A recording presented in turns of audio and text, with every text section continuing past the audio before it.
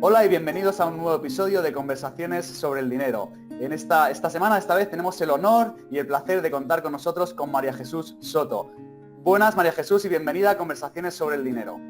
Hola David, aquí estoy encantada de intentar ayudaros a descubrir más cosas sobre este apasionante mundo de la economía, las finanzas, el emprendimiento y dentro de las finanzas el dinero, como bien dices. La verdad es que tengo que decir que ha sido un placer y sobre todo un orgullo, ¿no?, que puedas estar aquí con nosotros en compartir pues tus conocimientos. La verdad es que a medida que he ido indagando más en tu currículum y en tu expertise, tengo que decir que no has perdido el tiempo. Si te parece, voy a hacerte una pequeña introducción y luego terminas tú de presentarte a la audiencia, ¿de acuerdo? Fenomenal, gracias David.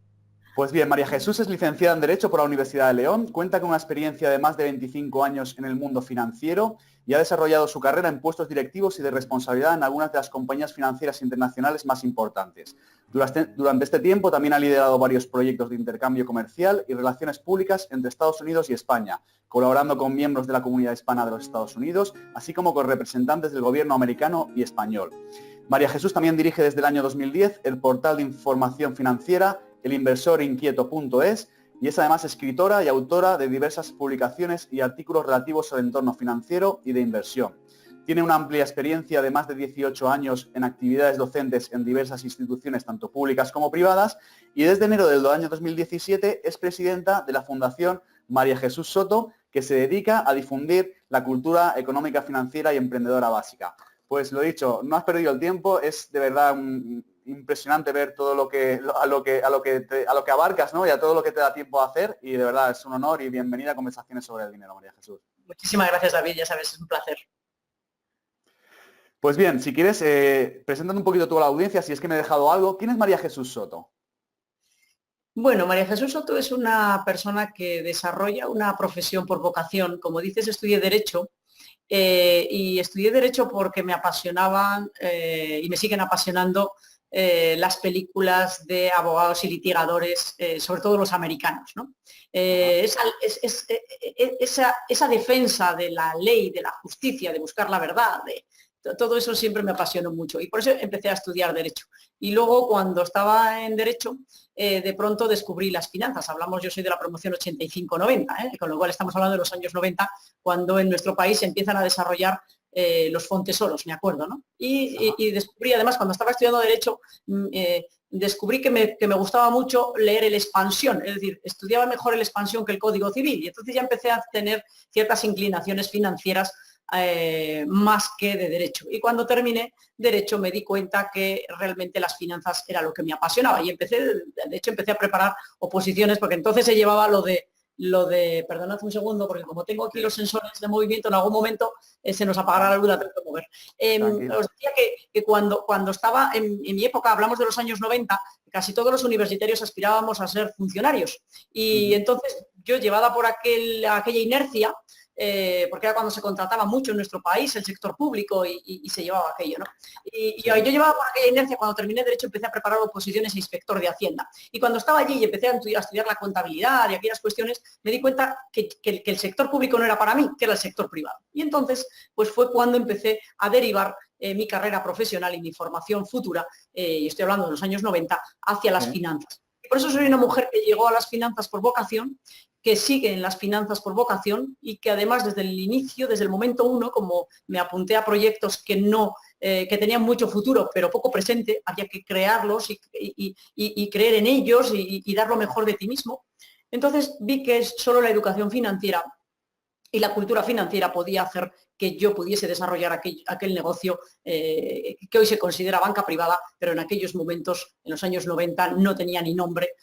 Bueno, pues como digo, poder desarrollar aquello me llevaba a tener que llevar a los inversores hacia el mundo de la educación económica y financiera. Y por eso empecé hace 20 años formando inversores con conferencias que todavía se hacen, que llenan en León, pues ahí están las hemerotecas, teatros con más de 70 personas, ahora los llevo a un auditorio y llevamos 26 años. Esa soy yo desde el punto de vista profesional, siempre del lado del inversor, siempre me considero una inversora por encima de todo y con esas exigencias son las que trabajo y con las que le damos el servicio a los particulares. A nivel personal, bueno, pues soy una persona a la que le encanta el deporte, a la que le encanta dormir, pero porque lo necesita, que me gusta mucho leer, he leído siempre toda mi vida muchísimos libros, me gustan mucho las vidas de las personas interesantes, no me leo cualquier cosa, no soy nada novelesca, no me gusta mucho la novela, he leído algunas, pero si es novela histórica, sí he disfrutado de ella, si no, pues no mucho, soy más del cine, ¿no? Prefiero ver una buena película de novela, por decirlo de alguna manera,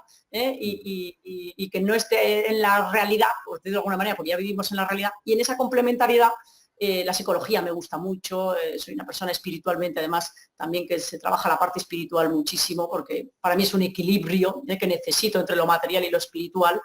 Y bueno, pues en líneas generales esa es María Jesús Soto, ¿no? Una persona que dedica todo su tiempo y no pierde ni un minuto de su tiempo y lo dedica a ayudar a los demás, que lo ayudo como profesional, que les ayudo como persona y ahora en el mundo educativo en el que estoy muy comprometida ya desde hace unos años y donde bueno, pues creo que hay mucho trabajo que hacer y estamos muy contentos, ¿no? Y eso es lo que nos ocupa en el día de hoy, David. Así que yo creo que esto en líneas generales.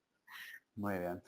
Pues bueno, ahora quiero hacerte una pregunta, que es una pregunta que le hago a todo el mundo que pasa por los micrófonos de Samurai Financiero, porque estamos en conversaciones sobre el dinero, ¿no? ¿Y qué sería sin hacerte esta pregunta? ¿Qué es para ti el dinero, María Jesús? Para mí el dinero es un medio que no existió hace 1000 años y que dentro de 1000 años no existirá. Es un medio de intercambio que es en lo que se ha convertido, venimos del trueque, ahí está en todas las cosas que hacemos, es decir, el dinero cuando no existía, ¿cómo conseguíamos aquello que necesitábamos y que tenían otros? Pues intercambiábamos y hoy sigue existiendo el trueque. Ya sabéis que para facilitar todo eso es cuando se van creando los billetes y las monedas y los billetes, según por donde queramos ir, pero ahora ya hablamos de bitcoins, hablamos de otras cosas. Al final algo, se llame como se llame, estará ahí para facilitar el intercambio de bienes y servicios a unos precios o a un precio que sea justo y que estemos de acuerdo en que eso es lo que queremos pagar por el bien o el servicio que vamos a adquirir. Eso es para mí el dinero, nada más. Es decir, y yo además me gusta decir que todo lo que hago en educación financiera y en nuestro país se entiende lo del tío Gilito, es para ir en contra del tío Gilito. Es decir, esa figura que solo aspira a acumular y acumular monedas o acumular ceros en una cuenta de efectivo o hacer eso, perdonad, ya estamos aquí otra vez. Eso para mí es vulgar y además muy dañino, ¿de acuerdo? Por tanto, eso es lo que no es el dinero para mí. Por tanto, es un medio para conseguir lo que se necesita, nunca un fin en sí mismo. Y si esto no se tiene muy claro, se pueden causar muchos daños a sí mismo, uno se los causa a sí mismo, a los demás y al entorno económico y financiero en el que nos movemos. Correcto.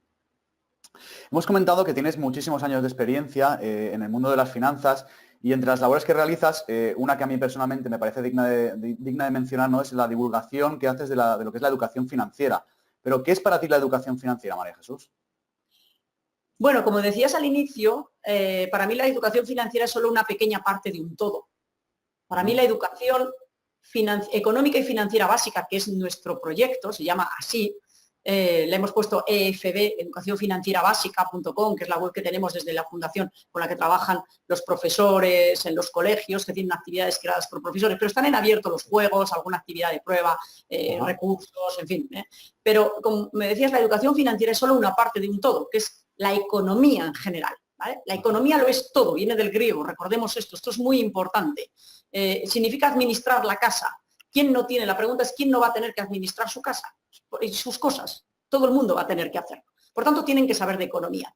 Las finanzas es una pequeña parte, porque dentro de la economía sabéis que está la macroeconomía, todo lo de los países, pues el PIB, el crecimiento económico, el paro, todos esos datos de los países, la microeconomía, que es todo lo relativo a las empresas y los consumidores, y están las finanzas, que es todo lo relativo al dinero. Por tanto, imaginaos, en este universo del que os hablo, es como si viésemos el universo en general y hablásemos de qué es la Tierra. La Tierra es una pequeña parte de un universo inmenso. Pues las finanzas y el dinero todavía es una pequeña parte dentro de las finanzas, porque las finanzas son mucho más que solo el dinero. Pero esa parte de financiera, de dinero, de transacciones, es lo que es la economía para mí. Y como eso, los niños entran, es decir, los seres humanos entran ya en contacto con las finanzas desde el momento en que llega una monedita a sus manos, pues es muy imprescindible, es imprescindible saber que esa moneda, según llegue a nuestras manos, bien sea que la has robado o que te la han dado, ya dice mucho de ti, de tus valores y de cómo te comportas ante las finanzas, ya desde tempranas edades.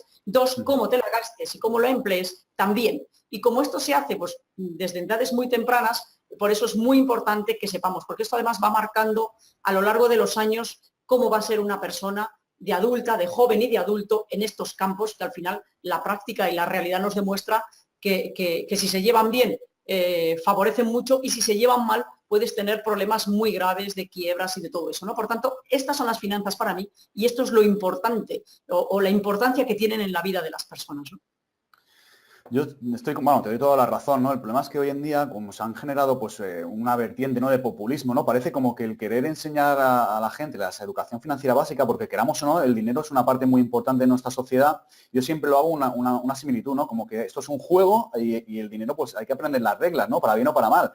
Más que nada porque si no te vas a ser siempre el último. Entonces, intentan confundir a la gente o intentan hacer pregonar como que la educación financiera es hacer apología al capitalismo o hacer apología al consumismo y no es nada de esto, es simplemente enseñarles las reglas básicas para que la gente pueda de una manera pues tener una vida o aspirar a cierta tranquilidad económica, ¿no? Por decirlo de alguna manera.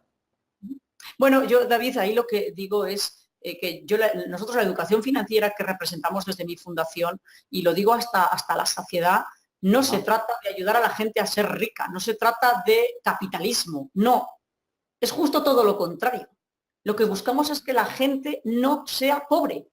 Claro. Es decir, lo que luchamos es contra las quiebras de las familias, de las empresas y de los gobiernos. Es decir, lo que estamos buscando no es que la gente se haga rica, ¿vale? Sino que la gente no se empobrezca. Porque hacerse rico es muy difícil. Sobre todo honradamente, ¿vale? Honradamente requiere toda una vida de trabajo y de esfuerzo, ¿vale? Para hacerse rico, entre comillas, que luego ya sería divertido ver lo que es rico o pobre, porque según con quién nos comparemos, en nuestro país y en la sociedad del bienestar que tiene nuestro país, se puede decir que el 90% de los ciudadanos es rico si lo comparamos con los ciudadanos de los países que no tienen ni agua para beber, ¿vale? Por tanto, ese concepto habría que concretarlo. Pero vamos a coger un concepto genérico. Es más fácil hacerse pobre que hacerse rico. Es decir, ¿por qué? Porque si tú no gestionas bien tus recursos y no sabes generarte recursos y no sabes producir, trabajar y de aquello que generes llevarte una parte y luego gestionarla correctamente, la garantía de que vas a ser pobre es una certeza. Por tanto, lo que luchamos con la educación económica y financiera básica es contra la pobreza, contra el analfabetismo financiero que lleva a las personas a la quiebra y por tanto a la pobreza más denigrante. Esta es la lucha realmente, ¿eh? Por eso no existe el capitalismo en el concepto que nosotros interpretamos, ¿vale? Y como lo trabajamos, sino existe la lucha contra la pobreza y contra las quiebras. Y esto hay que hacerlo desde la base, porque yo cuando oigo las críticas y demás, me resulta muy chocante, porque si tú le dijeses a una persona que no hay que enseñar a los niños a lavarse los dientes, ¿por qué no? Porque es dañino para él, no sé, por los prejuicios que queramos. Recordemos que la limpieza y la limpieza y la higiene personal en la Edad Media no existía. Es decir, es que ahora que es algo tan habitual y que hemos adaptado y nos hemos adaptado como algo habitual, que es, por ejemplo, la higiene personal. Recordemos que en la Edad Media, en el siglo XV, en el siglo XVI, y tirad hacia atrás lo que quieras, no había higiene, se tuvo que educar a las personas, ¿vale? Entonces, porque lo necesitaban para evitar enfermedades, para su salud, es decir, para evitar que murieran por infecciones y de cualquier cosa que pillaban por falta de higiene personal, se metió la higiene personal en la vida de las personas. Pues bien, el tema financiero es lo mismo. Si tú no quieres que las que las familias quiebren y por tanto que se mueran desde el punto de vista financiero, tienen que tener hábitos financieros saludables desde niños. Es lo mismo que la higiene, no nos engañemos, esto es así. Y no estamos hablando como Cleopatra de la higiene, llevarla a bañarnos en leche de lo que sea, es decir, que ahora, por ejemplo, el tema de la higiene se ha llevado a lo mejor hasta el extremo en una cultura del cuerpo que digamos, está incluso dañando la propia salud, ¿vale? Es decir, hay cosas que desde el punto de vista se han perdido y desde el punto de vista financiero, como digo, hay que empezar desde la base, porque si no, pues bueno, pues llegamos a lo que ya sabemos, ¿no? Muchas quiebras que se pueden evitar y muchos desastres familiares y mucha pobreza, e incluso en países como el nuestro, que no deberíamos tener esas situaciones, porque vivimos en países acomodados. Por tanto, estamos viendo que hay una regresión Cuando hay más pobres, si hay más pobres y la clase media va retrocediendo, que es donde tiene que estar la masa de los ciudadanos de un país, algo se está haciendo mal. ¿Por qué las familias? La pregunta es, ¿por qué las familias y la clase media está sufriendo y está bajando de nivel? ¿Por qué está pasando eso?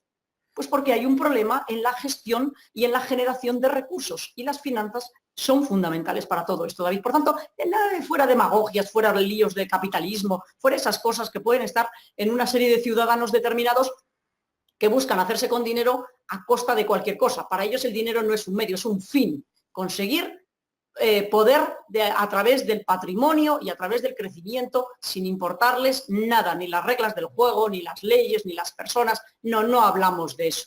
Hablamos precisamente de evitar todo eso y de evitar la pobreza de las familias. El tema es que por lo que se puede ver, ¿no?, en los últimos tiempos, lamentablemente, la gente que podría cambiar esto, muchas veces les interesa que esa falta de cultura, ¿por qué? Porque una sociedad con falta de cultura financiera es mucho más manejable, ¿no?, en todos los aspectos. Pero bueno, cambiando un poco de tema, esta pregunta está muy bien. Mira, una persona como tú, que hemos dicho que con una experiencia, ¿no?, y con puestos directivos y de alta responsabilidad en grandes empresas, un día decide que parte de su tiempo lo va a dedicar a ser docente, a la docencia. ¿Qué fue lo que hizo que quisieras convertirte en una transmisora de conocimiento? Sí, os lo decía al principio, llevo desde el año 93, porque descubrí que para desarrollar el trabajo que queríamos hacer de ayudar a las personas a entender el mercado de capitales, a protegerse, sí, a proteger sus patrimonios, a confiar en los gestores de fondos de inversión, con gestión independiente, mercado de capitales, todas esas cuestiones para que entendiesen eso y que desde ese prisma conseguirían el objetivo de obtener rentabilidad y preservar los patrimonios, que ese era el objetivo inicial y en el que estoy embarcada profesionalmente desde hace ya casi 30 años. Para conseguir eso nos dimos cuenta que teníamos que educar a las personas desde el punto de vista financiero. Es decir, porque no sabían ni lo que era un fondo de inversión, ni lo que era un activo financiero. Por tanto, si no sabían qué era todo eso, ¿cómo les íbamos a ayudar a entenderlo? Por eso empecé la docencia desde ahí, organizando muchas conferencias, intervenciones en medios de comunicación. Llevo en radio más de 20 y tantos años, con un programa de televisión también que lleva 20 y tantos años semanal. Por eso es muchas conferencias, muchos seminarios. Bueno, y luego llegó la parte de los niños, ¿no?, en el año 2012, después de la crisis de 2008, donde me di cuenta que las personas empezaban a tener mucho interés en saber de esto, pero ya desde la OCDE había un mandato de que, o una de dos, o hacemos que los ciudadanos de verdad sepan más de finanzas, o si no, en la crisis siguiente o en la siguiente de la siguiente, esto se va a romper, porque cuando hay muchos ciudadanos que hacen las cosas más, no saben dónde están sus riesgos y quiebran muchas familias, al final tú terminas quebrando una sociedad y un sistema. Entonces, realmente, cuando hablamos de evitar las quiebras, estamos evitando la quiebra de todo el sistema, porque si la gran mayoría de las familias terminan quebrando porque toman decisiones financieras erróneas, cogen préstamos que no pueden pagar, bueno, todo lo que ya sabemos que ha pasado, no tienen ahorros, no llegan a final de mes y hay conflictos en la calle, todo el mundo quiere dinero, pero no se puede fabricar a lo loco. Es decir, es una disrupción y generas un problema sistémico enorme. Entonces, entre que se fue sumando que yo lo necesitaba para desarrollarme profesionalmente, desarrollar profesionalmente la actividad que queríamos hacer, como digo, de proteger y preservar los patrimonios de las personas y ayudarles a tener rentabilidad superando la inflación. Que viene el mandato de la OCDE y que yo descubrí un día en Everest, que era la editorial con la que comencé y luego nosotros los hemos editado con mi fundación, que tenía una colección de libros que se llamaba mi primer libro de informática. Entonces me surgió la idea y dije, yo puedo hacer mi primer libro de economía, un libro que entiendan hasta los niños, para que lo entiendan los adultos, porque ya vi que aquello tenía que ir a más a más. Y así, bueno, pues empecé, como digo, para desarrollarme profesionalmente y desarrollar el proyecto profesional que os decía, y luego me pasé a lo otro y ahora ya vamos a más, ya más, ya más, y dedicando, como dices, mucho tiempo, muchos recursos, dinero, mucho dinero mío personal, de mis amigos que me ayudan con el tema, para mantener algo que es fundamental en esto, la independencia, David. La independencia en la transmisión de los conocimientos, que no haya intereses ocultos, ni políticos, ni económicos, ni de ningún tipo. No adoctrinamos a nadie, explicamos el mundo como es. Queremos que las personas piensen, que las personas sean libres, tienen un libre albedrío, para que con sus conocimientos y ese libre albedrío tomen decisiones en el campo económico, financiero y político-económico, que les beneficie a ellos y a la sociedad en su conjunto. Y esto es lo que hacemos, como digo, desde que tenía 20 años, en los años 90, Y estoy pues encantada, cada día más y más, en España, en Latinoamérica, en más países, y ahí estamos embarcados, David. A mí hay una frase que me gusta mucho de uno de mis mentores, que fue Jim Rohn, que decía que el conocimiento es riqueza, es prosperidad, y la ignorancia solo te lleva a la pobreza. Entonces, siempre es mejor tener un conocimiento, y por supuesto, si es un conocimiento en el que las personas pues, puedan cambiar su vida a mejor, pues vamos, no hay que pensar demasiado, ¿no? Es Lo que sí, esencial. claro, pero ahí por eso yo sí que lo que remarcaba hace un momento, es muy importante ver que la información no sea, es decir, nosotros no trasladamos la venta de producto, es decir, yo no le digo a una persona qué producto tiene que comprar, yo no hablo de eso. Es decir, hablamos de que tenga los conocimientos suficientes para hacer sus propios presupuestos, para no endeudarse con lo que no puede pagar, para que luego vea que en el mercado financiero para su ahorro hay una multitud de vehículos que puede analizar y elegir, qué profesionales le tienen que ayudar en eso, o incluso que las personas decidan ser profesionales de esto. Es decir, esto es tan inmenso, pero las personas tienen que tener, y poco a poco, por eso nosotros hablamos de educación económica y financiera básica, es como cuando haces una casa. Primero tienes que poner los cimientos, no puedes poner el tejado. Es decir, creer que eres un experto en finanzas cuando ni siquiera tienes una buena base, que no distingues ni el mercado de capitales del mercado de ahorro, ni distingues unas economías de las otras, ni qué es un presupuesto, ni qué es el superávit o el déficit. Es que hay cosas que son sencillamente básicas, y que no saben los ciudadanos porque nadie les enseñó esto en el colegio. Por tanto, ese es el déficit con el que tenemos que luchar en los próximos años para que mejoremos en este campo, como hemos mejorado en la higiene, como os decía antes, en todos los temas de las nuevas tecnologías, todos los avances. Esto tiene que llevar a esos otros avances, estos ayudarán a los otros, si no, retrocederemos, ¿no? Por eso van de la mano, e insisto, los ciudadanos tienen que saber separar la paja del grano.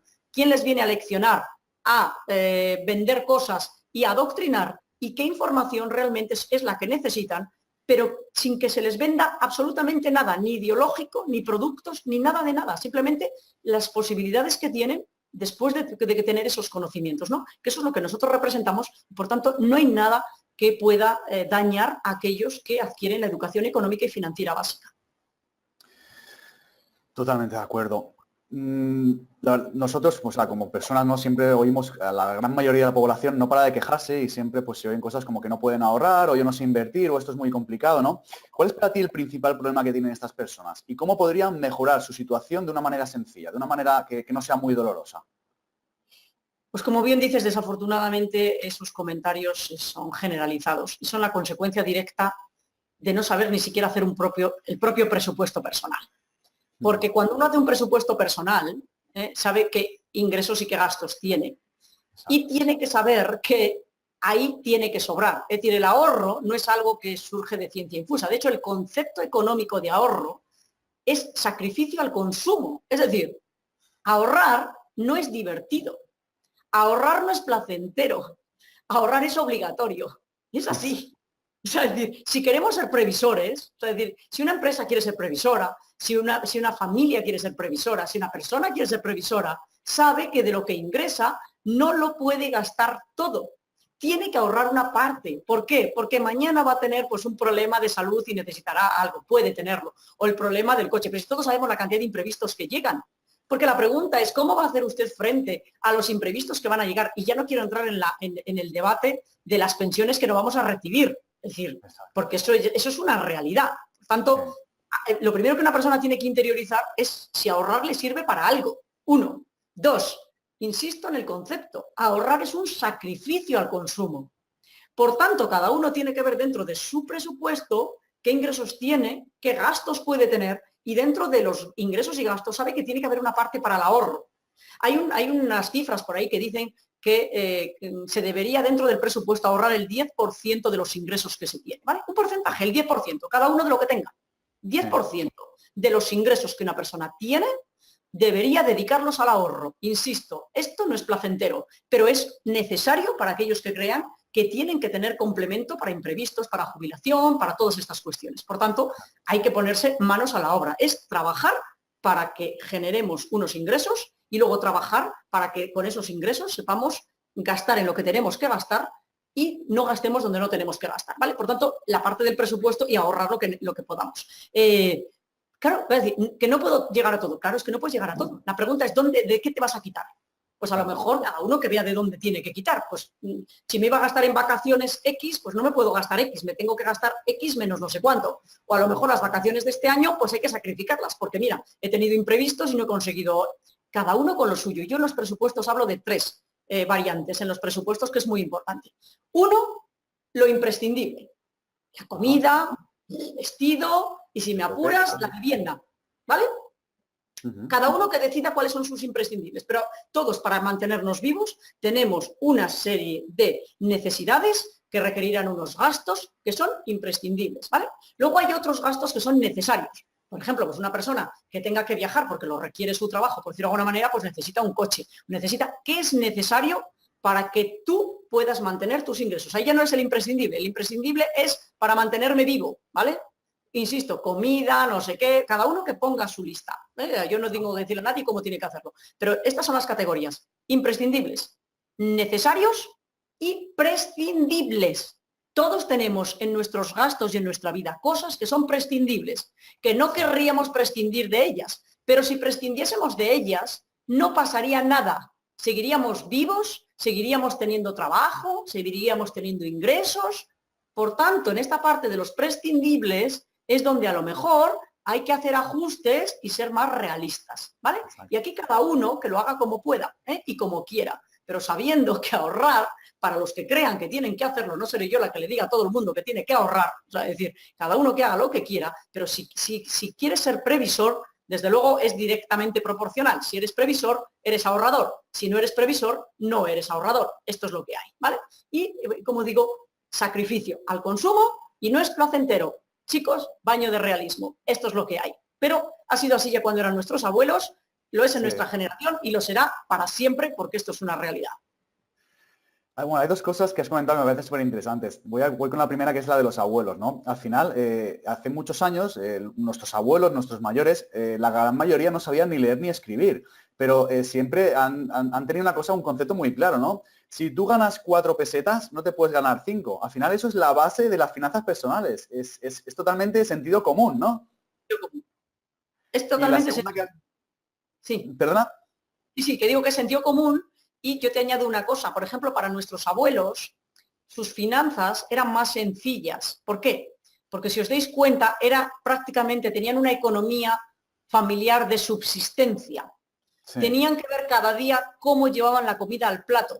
Es decir, trabajando. ¿Por qué? Pues porque tenían que estar en el campo, en otro. Recordad que venimos, y vamos a llevarlo a nuestros abuelos, bisabuelos, tatarabuelos. Mirad de dónde venimos. De la agricultura, la principal, de la mayoría de la gente, era la principal fuente de manutención, la agricultura, la ganadería. Luego fueron llegando los negocios, pero no todo el mundo podía hacer negocios ni tenía la capacidad. Es decir, fijaos de dónde venimos. El consumo era mínimo. O sea, vamos, si levantan la cabeza nuestros abuelos ahora y ven solo que hay miles de opciones de cosas que ni existían entonces para comprar, lo que se ha complicado mucho en nuestras épocas ahora es que hay mucho consumismo y consumimos mucho y gastamos mucho porque tenemos muchas opciones donde gastar. Ellos no tenían ni tiempo, ni opciones, ni recursos. Por tanto, vivían en una economía de subsistencia. Y en esa economía de subsistencia, lo que tú decías hace un momento, que no son conocimientos, es instinto de supervivencia, ¿vale? Es decir, en ese instinto de supervivencia, ellos sabían que no podían gastar lo que no tenían,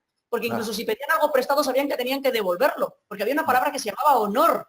El honor de la familia era el principal patrimonio. No se podía decir por ahí que una persona no era seria, que no pagaba sus deudas, que no cumplía sus contratos, que no cumplía los compromisos. Si ni siquiera firmaban contratos, se daban la mano y sabían que tenían que cumplir, porque si no, el honor de la familia quedaba dañado y era el principal patrimonio, más que el propio dinero que podían tener. Fijaos de qué época os estoy hablando, y cómo ellos, con ese instinto de supervivencia que todo ser humano tiene, conseguían sobrevivir, trabajar y salir de situaciones muchísimo más difíciles, más duras que las que estamos viviendo nosotros ahora mismo. Hablamos de guerras, hablamos de posguerras y hablamos de situaciones que para nosotros son inimaginables. Por tanto, fijaos si los abuelos hicieron las cosas bien. Y su premisa fundamental, como bien decías, no se puede gastar lo que no se tiene. Y cuando pides algo prestado, sabes que lo tienes que devolver. trabaja y consigue hacer lo que sea suficiente para devolver lo que debes y ahorra para lo que necesites. Eso ya lo decían los abuelos y eso es puro instinto de supervivencia. Pues sí, la verdad es que bueno, los tiempos han cambiado y algunas cosas buenas las hemos ido perdiendo y bueno, hemos incorporado otras, pero sí que es verdad que no es... ahora en esta tenemos que dar gracias, ¿no? Porque con todos los problemas que tenemos en este tiempo que nos ha tocado vivir, la verdad es que tenemos también mucha más facilidad a la hora de poder generar recursos y a la hora de tener ese conocimiento al clic de ratón. Antes eso era impensable. Yo ahora mismo puedo irme a tu web y coger lo mejor de ti, que igual te ha costado 10 años aprender y lo puedo hacer en un minuto. Es que eso no lo hemos tenido nunca y mucha gente lo desaprovecha, ¿no? Así es, así es. Pero bueno, está cambiando y ya ves que cada vez más gente se da cuenta. Pero el progreso viene de las personas que saben aprovechar lo que es progreso. El progreso no es un concepto ideológico, es una realidad que cada uno de nosotros, porque además el progreso, ser progresista o conservador, que se lo llevan al terreno ideológico, realmente para una persona es conservar lo que es instinto de protección, por ejemplo, lo de los abuelos. Conservemos aquello que hacían los abuelos muy bien, pero seamos progresistas en los cambios que nos mejoran. Por tanto, yo creo que el ser humano tiene que ser las dos cosas, conservador y progresista.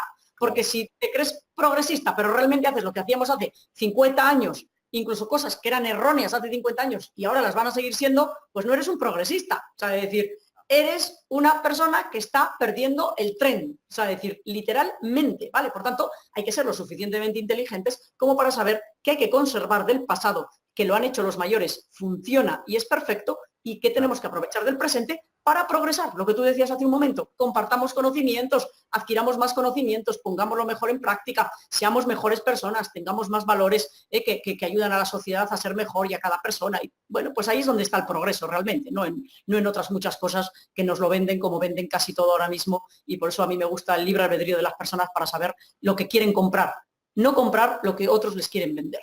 Eso es, correcto. Tanto bueno, con tus libros y con tus proyectos y también aquí en Samurai Financiero transmitimos o intentamos transmitir los principios básicos que en nuestra opinión pues sustentan el camino hacia la libertad financiera o hacia cierto nivel de libertad financiera, ¿no? ¿Tú crees que todo el mundo está capacitado para llegar a ser financieramente libre, María Jesús? Totalmente. Es que nacemos libres. Nos va esclavizando todo lo que tenemos alrededor. El ser humano es libre por definición. Por definición. Los animales no son libres porque son víctimas, entre comillas, por ejemplo, de sus instintos, ¿vale? Un animal no toma decisiones libremente, las toma instintivamente porque son sus instintos los que le mueven, ¿vale? Bien, nosotros somos libres para tomar decisiones. A partir de ahí, toda nuestra vida está llena de libertad.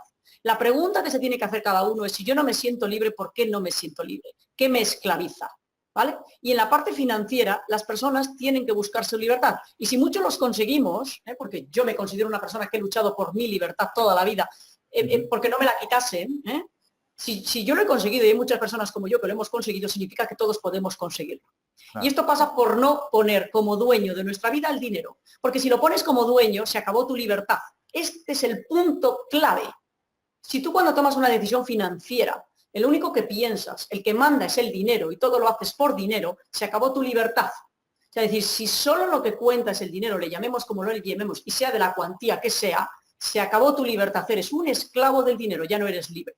Pero si el dinero no es el objetivo, sino que es el medio de intercambio, como yo os decía hace un momento, seremos libres toda la vida. Si yo no cojo un trabajo por dinero, si lo dejo, es decir, lo tengo que coger porque va conmigo, porque creo que es nacido para eso, que es mi vocación, que puedo aportar. Luego ya veremos lo que me da.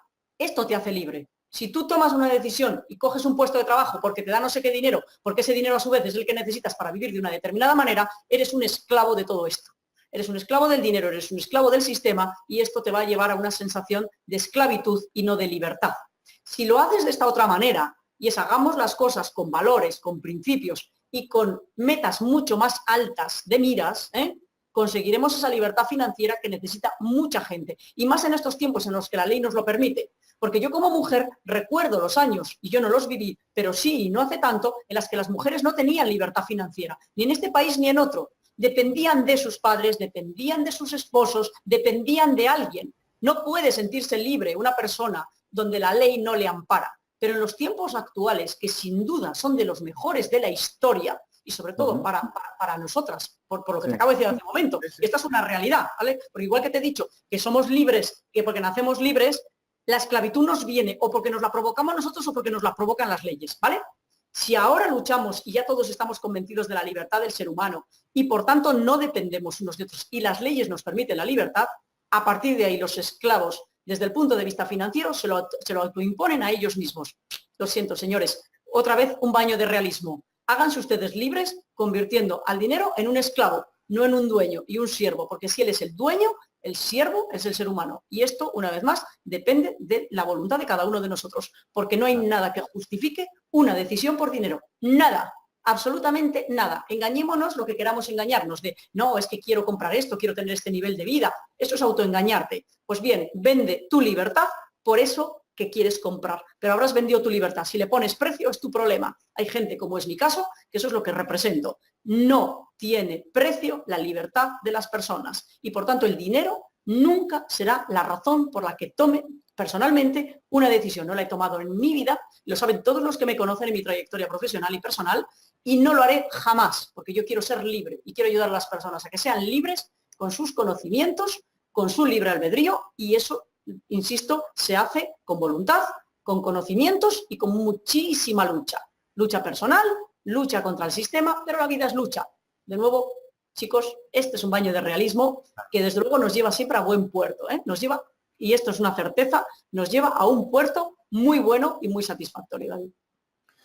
Has dicho una cosa que me parece muy interesante, ¿no? Dentro de todo este baño de realismo que nos estás pues, dando tanto a nosotros como a la audiencia, porque al final la verdad solo tiene un camino, ¿no?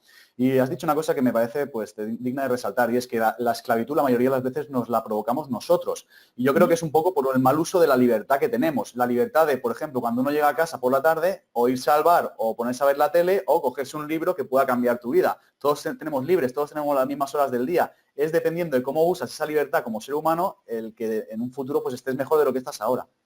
Y la gestión del tiempo, David. La gestión del tiempo, sí. Mira, hay una cosa que es la más valiosa que tenemos porque es limitada. Es decir, una persona puede tener patrimonio, perderlo y volverlo a recuperar. ¿Sabéis lo que tenemos que no vamos a recuperar? Nuestro tiempo. Sí. Ni un minuto de nuestro tiempo vamos a recuperar. Porque solo hay una certeza, y este es otro baño de realismo. Tenemos un día en el que vamos a morir. No hay más de qué hablar. Esta es la única certeza. Cuando uno nace solo tiene una certeza, que va a llegar un día en el que va a morir y va a dejar esta tierra. Para los que creemos en la eternidad, como es mi caso, pues yo no voy a morir para siempre, yo voy a vivir para siempre, de otra forma, y al final de los tiempos mi cuerpo resucitará. Yo creo en todo eso, por lo tanto, creo en la vida eterna y creo que yo voy a vivir para siempre. Pero en la tierra tenemos un punto y un día en el que nos vamos a despedir. Sí. Y el tiempo que tenemos es limitado. Por eso la libertad y lo inteligente de las personas es gestionar correctamente este tiempo limitado que tenemos y que no recuperamos ni un solo minuto de nuestro tiempo. Por tanto, si uno gestiona bien el tiempo, le da tiempo, valga la redundancia, a todo. Para estar un rato con sus amigos tomándose una cerveza, para llegar a casa y leer un rato con un buen libro. Luego mirar, pues no sé, alguna conferencia, alguna charla, alguna cosa que le interese por internet, que le aporta. Señores, otro baño de realismo.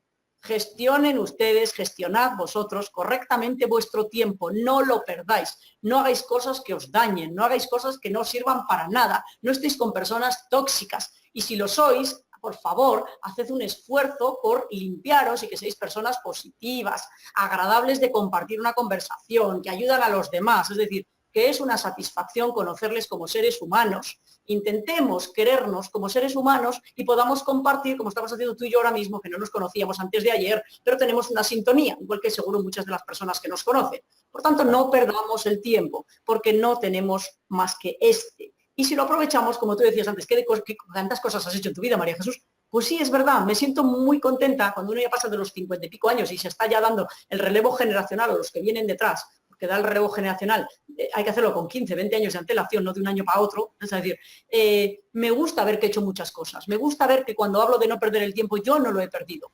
He aprendido mucho, incluso de las personas que he tenido que quitar de mi vida porque terminaron convirtiéndose en tóxicas o no eran moralmente, digamos, bueno, pues como se debería ser, ¿no? Porque al final hay palabras como la traición que rondan alrededor de todos nosotros, que hay personas que desgraciadamente lo hacen, pero todo eso aporta y te enseña. La vida es esto, es una lucha, es un aprendizaje, es un mejorar y mejorar, es un proceso de mejora continua para el ser humano, como profesional, en todas nuestras facetas. Si perdemos el tiempo no conseguiremos esto y por tanto nuestra vida no será ni satisfactoria, ni útil, ni para nosotros ni para los demás. Por tanto, igual que las finanzas, yo diría más importante que las finanzas hay que gestionar correctamente el tiempo.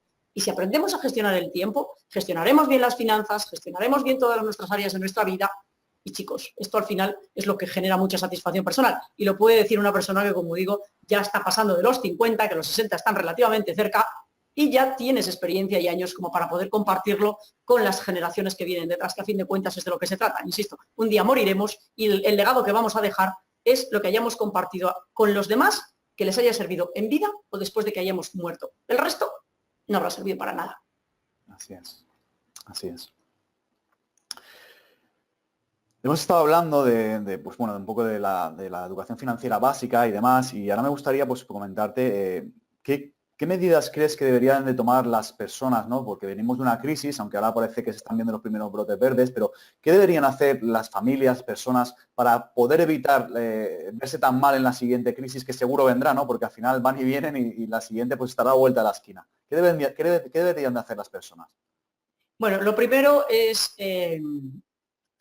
saber, como estamos hablando de quiebras, estamos hablando de finanzas, estamos hablando de economía, que según el campo del que hablemos, pues... Pero en lo primero que tiene que saber cada persona es hasta dónde puede llegar y qué se puede permitir y qué no se puede permitir. Y vivir de realismo, no vivir de ilusiones o de, no sé cómo deciros, o de, no sé, sueños irreales. Es decir, hay que ser realistas. Es que yo tengo muchas veces la impresión de que la gente no vive en la vida real, no vive en el mundo real. Vive mundos de fantasía, mundos virtuales, mundos que no sé muy bien cuáles son, o sea, es decir, pero realmente no les satisfacen, porque cuando uno no vive en el mundo real, no está satisfecho con lo que está pasando en su vida. Y ahí hay que provocar cambios, ¿eh? Cuando uno está en esto no hay que... Yo hubo una etapa de mi vida en la que dije, perdonad la expresión, porque a mí no me gustan los tacos, pero es que lo recuerdo que lo pensaba y digo, vaya mierda de vida que llevo, o sea, es decir, con 10 y pocos años, 18 años, 19 años, una cosa así, ¿no? Porque tampoco tenía muy claro cuál era mi camino. Y yo creo que en la vida de todos nosotros hay un punto en el que más o menos dices esto, ¿no? Es decir, vamos a ver, ¿qué voy a hacer con esto? Lo decisivo es cambiar. Cuando uno tiene esa sensación, tiene dos opciones, seguir manteniendo con eso ya que se acostumbre a esa sensación y no va a encontrar la felicidad, porque no la va a encontrar de ninguna manera, o encontrar otras cosas que son sucedáneos de la felicidad, pero no la felicidad. Sí. Hay que provocar cambios y las familias lo que tienen que vivir es con el realismo. Si la crisis de 2008 fue que las familias gastaban lo que no tenían, eso no es vivir en el realismo. Cada uno tiene que vivir en la casa que se puede pagar, tiene que tener el coche que se puede pagar, las vacaciones que se puede pagar. ¿Por qué? Pues porque siempre vamos a tener gente por encima. La gran mayoría de nosotros nunca tendremos los patrimonios que tienen mucha gente que hay por ahí, con millones y millones y millones y millones de euros o de dólares, que se pueden permitir cosas que nosotros no nos las podemos permitir. Pero ni falta que nos hacen. O sea, ¿para qué? Si somos felices con lo que tenemos, siempre y cuando estemos dando lo máximo de nosotros en nuestras capacidades. Si trabajo lo máximo, si estudio para progresar, si genero lo que sea. Además siempre hay que sacrificar. Por ejemplo, los de las finanzas, ¿no? O sea, es decir, si los que trabajamos en el mundo financiero, esto solo fuera por dinero y quisiésemos ganar muchísimo dinero, ¿qué pintamos en España? ¿Qué pinto yo en León? ¿Dónde tendría que estar? Pues en Wall Street. O sea, es decir, si yo quiero de verdad ganar muchísimo dinero con esta profesión, no tengo que estar en León, tengo que estar en Wall Street. O sea, es decir, pero es que yo no quiero estar en Wall Street porque no quiero ganar no estoy dispuesta a sacrificar lo que sería estar allí por lo que aquello me va a dar.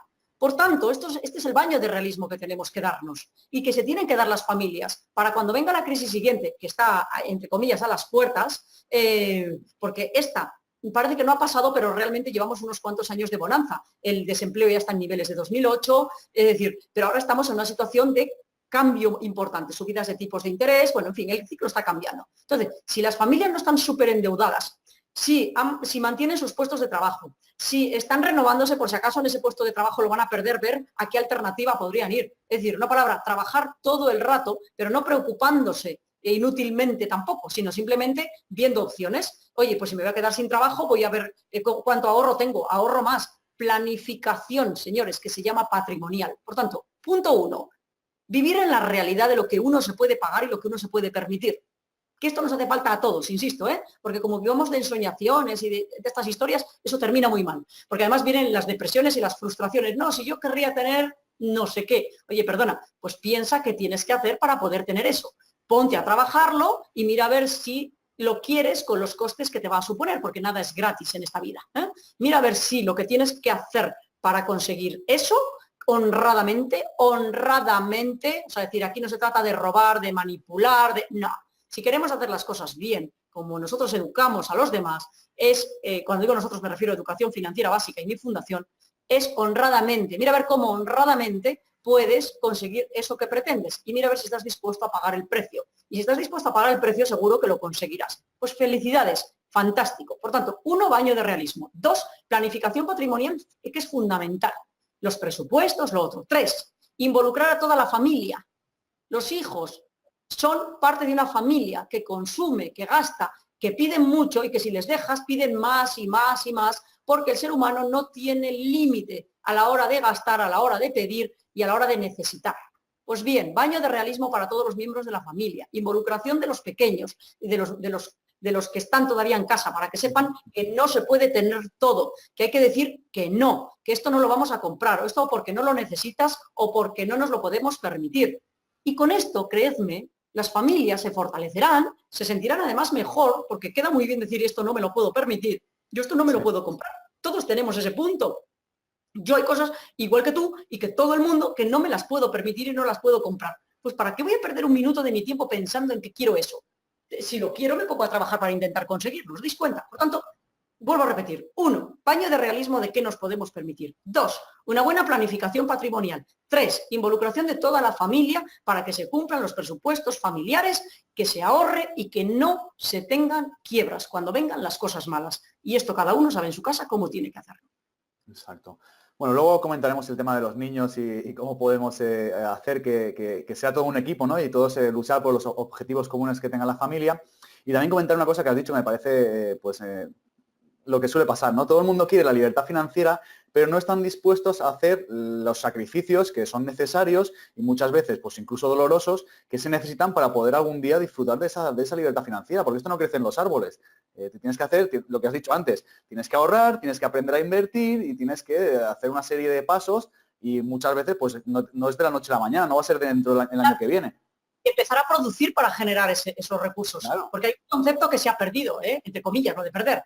Y es que hay que trabajar mucho. Yo ahora cuando estamos hablando tanto de las hipotecas, los impuestos, las subidas de impuestos, todo este lío social que tenemos en estos momentos y tal y demás, y atacando a las empresas y lo otro, yo siempre tengo una frase. ¿Alguien es consciente? Es decir, ¿cuántos son conscientes de lo que cuesta generar cada euro nuevo de productividad? ¿Cuánto esfuerzo personal, humano y económico hay que invertir literalmente y emplear para generar cada euro? Pues esto que se lo aplique cada persona a sí misma, porque verá, y lo saben todos los que trabajan mucho, saben la cantidad de horas que hay que hacer para que nos llegue el sueldo honradamente a casa. Muchísimo esfuerzo, muchísimo esfuerzo. Por tanto, hay que meterse en la cabeza la idea de que hay que trabajar mucho y ser muy buenos profesionales en lo que se decida, en lo que se decida. Y luego a partir de ahí viene todo lo demás. Viene la planificación, viene el ahorro, vienen los conocimientos, viene la inversión, viene todo lo que estamos hablando. Pero lo primero es producir. Yo que tengo muchos jóvenes conmigo que vienen, hijos de clientes y demás, a verles, siempre les pregunto, ¿de qué vas a vivir el día de mañana? Claro. ¿De qué vas a vivir el día de mañana? Cuéntamelo. Porque a partir de ahí ya vamos a construir tu vida. ¿De qué quieres vivir? Porque Claro. este es un punto. Quiero montar ya un negocio, quiero estudiar para tener una profesión, la que sea.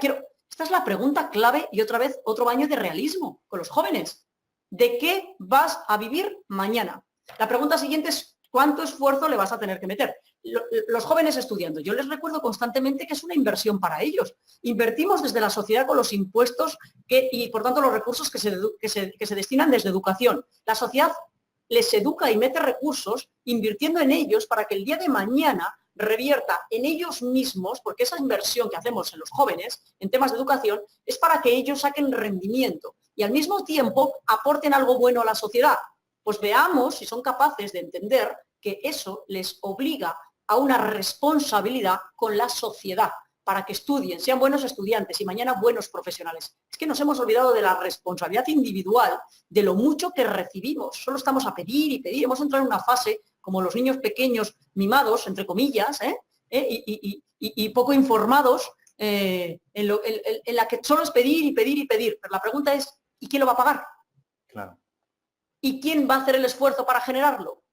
Esto es un tema social también muy serio que hay que tener en las familias y, como digo, y a los jóvenes hay que preguntarles ¿y de qué vas a vivir? O sea, decir, porque nosotros ya estamos invirtiendo en ti, los padres ya invierten en ellos, en la formación, la sociedad ya invierte también en esa formación. Eso es una inversión en ellos que van a rentabilizar ellos para ellos el día de mañana. La pregunta es cómo lo vas a hacer. El problema, y que empiecen a pensar en ello. Sí, perdona que te interrumpa. El problema es que lo que tú has dicho antes, que en los 90 la gran mayoría de los jóvenes querían ser funcionarios y yo creo que después de 30 años seguimos con la misma dinámica, ¿no? Si todo el mundo es funcionario, ¿quién va a generar la riqueza? ¿O quién va a generar los puestos de trabajo? Al final, lo único que tendremos es más subidas de impuestos para pagar el Estado mastodóntico y al final nada más. Porque No, pero es una burbuja que se hincha y al final revienta. Mirad un dato. En el año 2008, antes de la crisis financiera oportuna, nuestro PIB, es decir, nuestra deuda sobre PIB, era en torno al 30 y algo, no llegábamos al 40, me parece, os lo estoy diciendo de memoria. Pero es que ahora está en el 100%. Es decir, ¿hasta dónde va a aguantar esto gastando y gastando y gastando un país? Cuando la seriedad pasa porque a tus deudores tengan la certeza de que vas a producir para devolverles esa deuda. Por eso se habla de los techos de gasto, no se puede gastar todo, no, porque llega un momento en el que quiebras definitivamente, ya está, país quebrado, como una persona o como una empresa, como lo que sea, se acabó, ya está. Debemos más de lo que tenemos si no se produce para devolver lo que has pedido prestado, porque la pregunta es ¿quién va a producir para devolver toda la deuda que tenemos? O para refinanciarla, porque hay que dar confianza y esto requiere crecimiento económico. Entonces, por eso no se sostiene, ¿no? Determinados conceptos, determinadas ideologías, no se sostienen, salvo que lo que provoquemos sea un barrido absoluto, es decir, irnos a un Venezuela, es decir, una sociedad rota, quebrada, sin recursos, sin bienes, sin dinero, sin nada. Es decir, eso es lo que provoca al final la falta de realismo en los asuntos económicos, ¿no? A mí me da mucha pena y por eso me considero una persona apolítica, no me gusta ninguno de los colores ni me gusta que me pongan ninguna etiqueta. Lo que tú has comentado antes, tienes toda la razón, la cantidad de esfuerzo que hay que poner para ganar un euro, ¿no? Tanto las empresas como las familias y la mala gestión que tenemos por parte de la gente que gestiona el dinero público y gestiona nuestros impuestos, que al fin y al cabo han salido, ese dinero que ha salido de nuestro esfuerzo y de nuestro bolsillo, ¿no? Sí, yo creo que muchas veces, y siempre lo digo, ¿no? Yo creo que cualquier madre de familia, sin necesidad de ningún estudio, haría un trabajo mejor, una gestión mejor de la economía de lo que se está haciendo durante los últimos muchos años en este país. Es una opinión personal, ¿eh? Bueno, no estaríamos donde estamos si lo que dices fuera mentira. Eso es así, ya está. Dos, dicho esto, lo que hay que hacer es apelar y formar a que las nuevas generaciones de gestores públicos sean personas que piensan más, yo lo pongo en el tercer libro, mis primeras elecciones, sector público, sistemas de gobierno, donde hablo de cómo tiene que ser un político responsable, un funcionario responsable y un ciudadano responsable.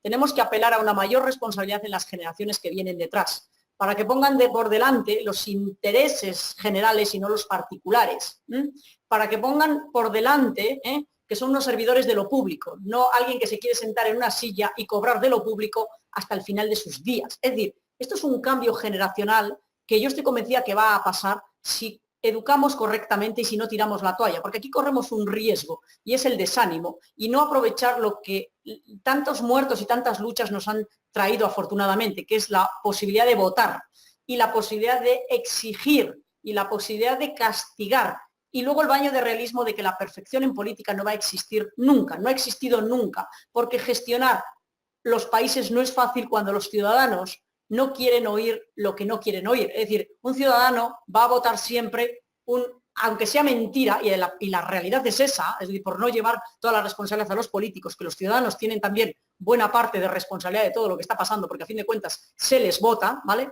Si no votamos cosas que sabemos que a priori son irrealizables y que nos están engañando por mucho que nos parezcan y nos halaguen el oído. A mí alguien que me diga que me va a pagar 2.000 euros de pensión hasta que me muera, o sea, decir, pues tengo que saber que no me lo puedo creer y que si esa es su opción, no hay que votarle porque no sabe gestionar los asuntos públicos. Por tanto, la responsabilidad es más de los ciudadanos, a mi modo de entender, que de los políticos, ¿vale? Por tanto, tenemos que madurar como ciudadanos, madurar como demócratas y hacer que las generaciones que vengan detrás las formemos para que sepan más de economía y que respeten más el dinero público de lo que lo hemos visto en el pasado. Pero esto solo lo haremos con el voto, exigiendo y apelando a que nos traten como responsables, no como críos a los que es fácilmente manipular, porque si nos tiran un trozo de pan, nos vamos, cerramos los ojos y ya no queremos nada más. Por tanto, insisto, yo en todo esto soy muy crítica con la ciudadanía porque apelo a la responsabilidad individual de cada uno de nosotros y luego la esperanza, que esta es la que no hay que perder nunca, porque yo tengo también la certeza de que dentro de 2 décadas los niños que yo llamo de la crisis, que son los que nacieron de 2008 para acá o en 2008 tenían muy poca edad o tenían 3, 4, 5, 10 años, que ya son los niños de la crisis, tienen otro planteamiento de vida y de todas las cosas muy, muy distinto a los que están ahora mismo llegando al gobierno, por jóvenes que parezcan, que a mí me parecen viejos, no me parecen jóvenes por las edades que tienen, porque ni siquiera vienen con ideas nuevas que pudiésemos poner en duda, decir, oye, ¿esto funcionará o no funcionará? Si es que estamos viendo más de lo mismo con gente joven que sabemos que son en muchos casos cosas erróneas, que no han funcionado en el pasado, que no van a funcionar en el presente y que no funcionarán en el futuro. Por tanto, vamos a apelar y al fin de cuentas nuestros políticos son gente de nuestra sociedad, no son marcianos que hemos traído de no sé dónde y nos hemos confundido. Así que, insisto, asumamos la responsabilidad como ciudadanos, luchemos porque esto vaya a mejor y luchemos y trabajemos por formar mejor a las generaciones que vienen detrás, que serán nuestros gestores del futuro. Pues ojalá y tengas razón y estas próximas generaciones puedan traer el cambio y podamos verlo y podamos vivirlo y disfrutarlo, porque buena falta nos hace. Hemos comentado antes que una de tus facetas es la de escritora, ¿no? Y que, corrígeme si me equivoco, has publicado 3 libros. El, digamos, más conocido es mi primer libro de economía, Ahorro e Inversión. El segundo sería Mi primer viaje al mundo de la empresa y los emprendedores. Y el tercero sería Mis primeras elecciones, que lo acabas de comentar, el sector público y sistemas de gobierno. Cuéntanos un poquito, ¿qué podemos encontrar en cada uno de ellos, María Jesús? Bueno, pues en los 3, que son, ya sabéis, educación económica y financiera básica, en los 3 encontráis todo lo que decía al inicio de esta conversación, todo lo que hay que saber sobre economía en general. Por tanto, en el primero, mi primer libro de economía, ahorro e inversión, se recoge qué es la economía en general, los presupuestos, todas estas cuestiones y las finanzas en concreto, ¿vale? Es de color naranja. El segundo, que es de color azul, de hecho cualquier persona que pueda entrar en la fundación ve los 3 libros ahí, ve los vídeos que hemos hecho donde el contenido se ve con los vídeos que hemos creado para que se vea lo que hay dentro y con las ilustraciones tan bonitas que tienen, que es lo que hace que te entre por los ojos los conceptos y los entiendan hasta los niños. Pero creedme que los que más lo agradecen son los adultos, porque los adultos se dan cuenta de las deficiencias que tienen y la necesidad. Entonces, yo los agradecimientos, los niños se lo pasan en grande, pero los adultos me miran con esos ojos como si fueran niños de gracias, María Jesús, por ayudarnos a esto que no lo ha hecho nadie. O sea, estos libros son de adultos, no nos engañemos. Enseñan a los niños, pero cuando hablo de adulto es la persona que tiene una edad, pero que no tiene conocimiento sobre estas cuestiones, ¿vale? Por tanto, el primer libro de economía es la economía en general y las finanzas en concreto. El segundo, que es el azul, es la microeconomía, todo lo relativo a las empresas, que además está muy bonito hecho, porque además traigo la historia, la revolución industrial, que eran los gremios, todos los libros hablan del pasado, del presente y ayudan a pensar para construir el futuro.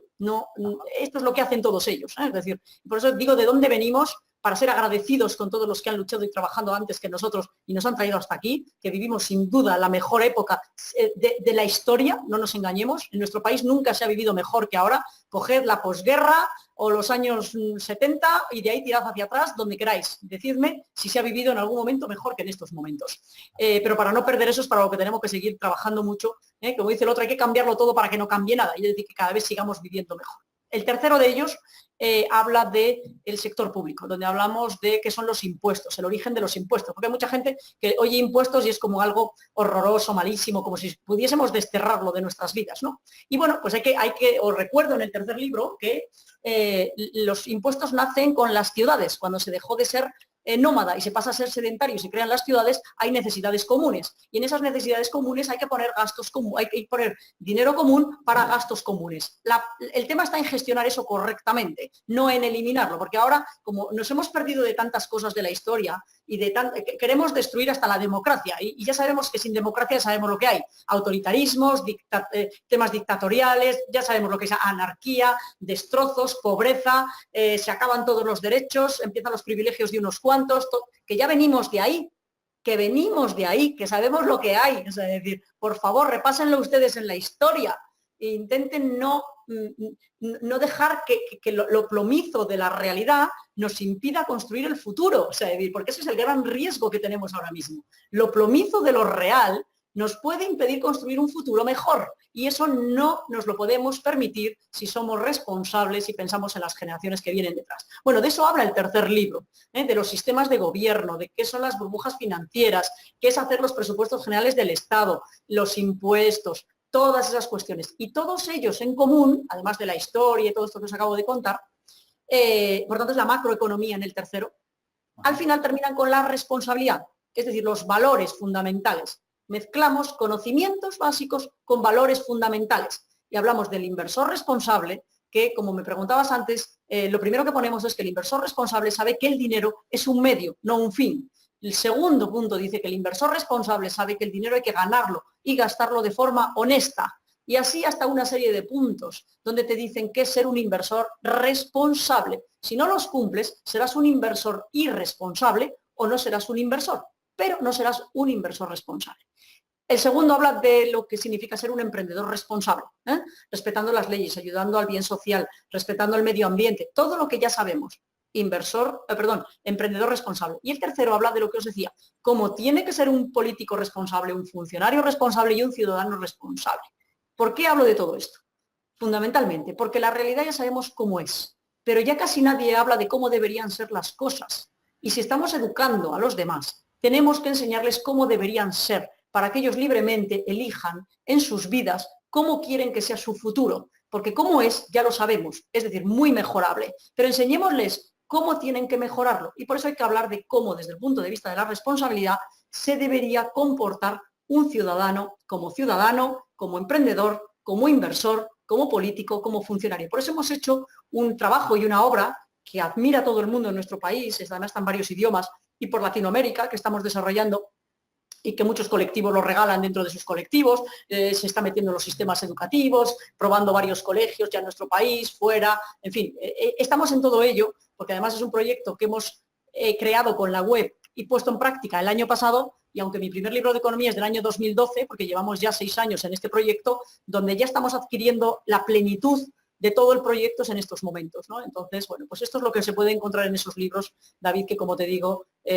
a los adultos es a los que más les gusta y a los abuelos me encanta cuando me mandan correos o me lo cuentan, o lo cuentan en las redes sociales, que lo veo, que los compran y que lo comparten con sus nietos, ¿no? Que se ponen a leer, o los padres, ¿no? Que de noche se ponen con los niños y leen un rato y lo comparten y lo llevan a la práctica y lo cuentan. Bueno, pues no sé, para mí es muy satisfactorio. Yo con esto, como dice el otro, ya me doy por contenta. Si he ayudado a alguien y estoy ayudando a algunas personas a que en un momento determinado no sean pobres en sus vidas y sepan cómo ser libres en todo su ámbito económico y financiero, me doy por contenta. Y con algunos ya lo he conseguido, por tanto yo ya estoy contenta con el objetivo cumplido. A partir de ahí ya cada uno, es decir, porque eso al final en la vida que vivimos de objetivos, mis objetivos en estas cosas son hacer las cosas muy bien y luego libremente que ayude a todos los que quieran, ¿no? Y como ya tengo la certeza de haber ayudado a unos cuantos, pues con esto ya me doy por satisfecha, ¿no?